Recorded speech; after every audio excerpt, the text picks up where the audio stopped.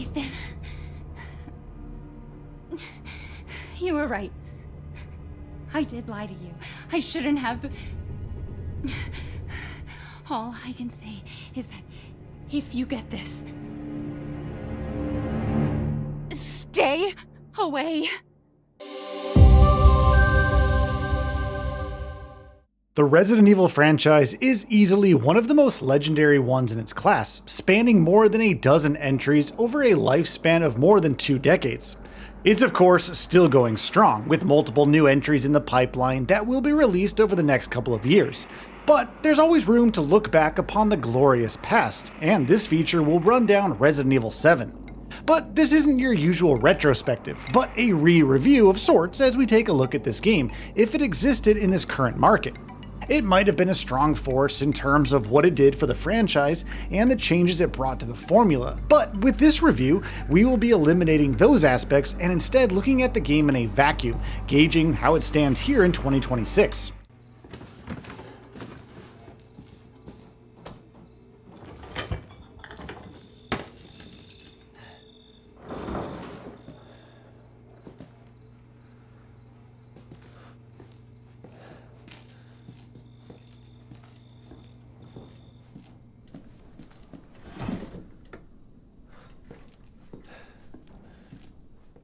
Resident Evil 7 transports players to the decrepit Baker Mansion, a rotting estate tucked away in the swamps of Dulvey, Louisiana.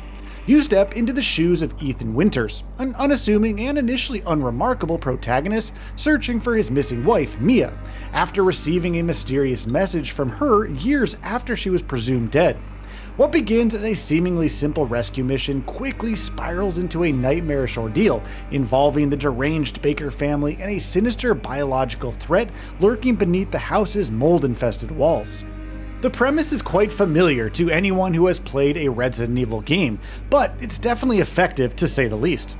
The narrative feels quite personal, with Ethan's quest majorly revolving around his search for Mia, but in typical RE fashion, the later half introduces larger conspiracies that bring up the Umbrella Corporation, and escalate matters from a simple horror affair to a full-blown biohazard.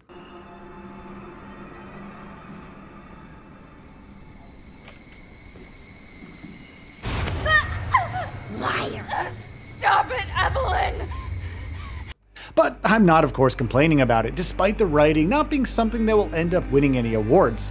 The dialogue can be corny at times, relying too heavily on horror tropes, but the focus on slowly and steadily building and maintaining that ominous vibe throughout the adventure is a merit that far outweighs the flaws stemming from such writing.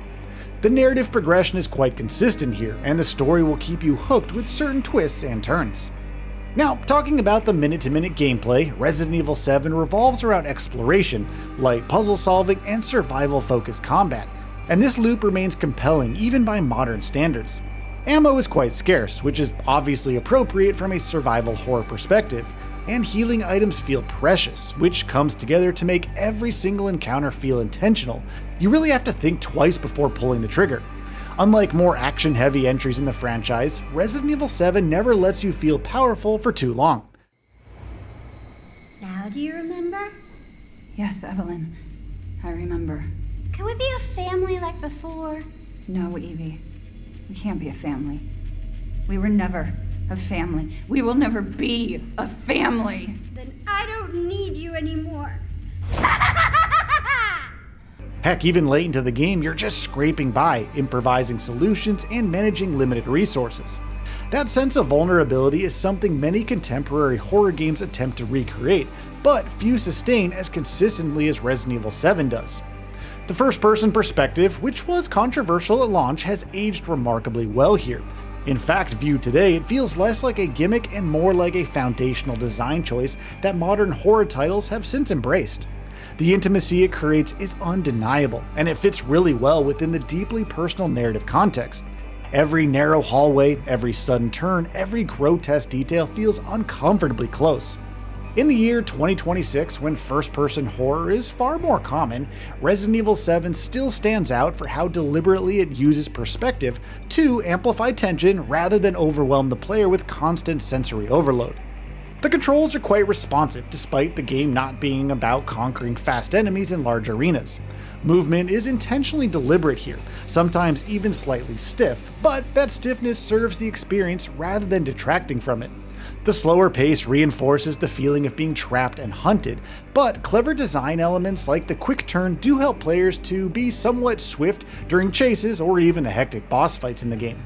Inventory management, while occasionally clunky here, reinforces the survival aspect without feeling excessively punitive. Enemy design is another area where the game continues to shine. The molded, while not visually diverse, are used sparingly enough to avoid becoming tedious. More importantly, the Baker family themselves act as a persistent threat, rather than traditional boss encounters, which also acts as a throwback to the original Resident Evil 2's Mr. X. Jack Baker's early game presence in particular is still one of the most effective implementations of an invincible stalker-style enemy. His unpredictable patrols, taunting dialogue, and ability to disrupt what would otherwise be safe spaces creates genuine anxiety that few modern equivalents manage to actually match. So, talking about the combat in Resident Evil 7, the gunfights are deliberately awkward, tense, and frequently uncomfortable, and that remains one of its strongest design choices despite taking some time to get used to. The gunplay lacks the immediacy and fluidity of modern shooters, with deliberate aiming, heavy recoil, and enemies that rarely react to being shot. Fights can end up being scraping affairs in closed spaces, often forcing players to weigh whether an enemy is worth engaging at all.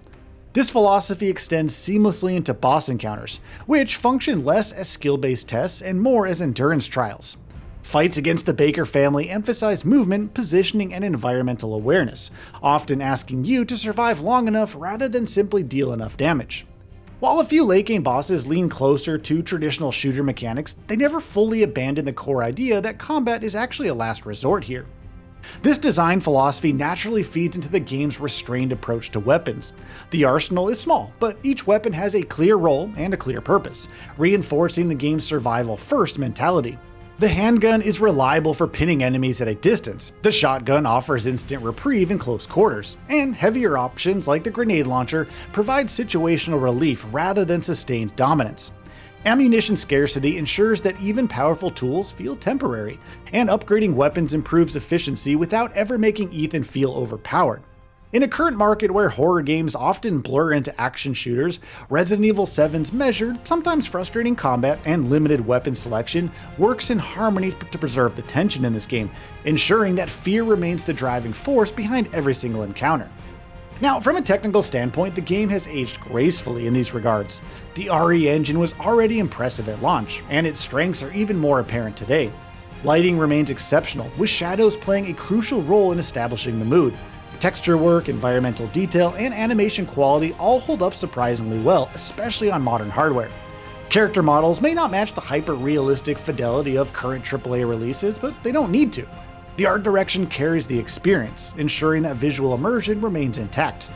Sound design also deserves a special mention. Audio cues are used quite generously, right from the distant footsteps echoing through the mansion to the unsettling ambient noises that constantly keep you guessing. The actual music is rather sparse, even absent entirely at times, which is a great way of achieving a constant fear of the unknown. When the score does kick in, it heightens moments of danger without overwhelming them. Even by today's standards, Resident Evil 7 understands that horror is as much about what you hear or don't hear as what you see. Looking at Resident Evil 7 in isolation, it's clear that the developer didn't resort to cheap tactics like relying on nostalgia, banking on legacy characters, or even fan service to succeed here, but actually put in the efforts to make something worthwhile. In a modern landscape where horror games are homogenized in the face of over-reliance on jump scares or cinematic spectacle, Resident Evil 7's focused design feels supreme. Revisiting Resident Evil 7 in 2026 reveals a game that hasn't merely survived the passage of time, but has actually thrived. Even without considering its impact on the franchise or the genre, it remains a benchmark for survival horror design. The oppressive atmosphere, deliberate pacing, and constant commitment to building a sense of tension allows it to stand neck to neck with some of the best modern horror experiences available today. There are minor flaws, particularly in its later half and occasional pacing dips, but they're easy to forgive when you have such great merits and a strong focus on coherent design. Resident Evil 7 is standing proof that strong fundamentals age far better than flashy trends, and I would rate this experience as a 9 out of 10. It's an excellent game that you should check out if you haven't already, and it's an experience that you would appreciate more on subsequent replays. So, what are your thoughts on this? Go ahead and share them in the comments below. And if you like this video, please subscribe to the channel and enable all notifications by clicking the bell icon to get new video updates. We upload every day and would really appreciate your support. Thanks for watching.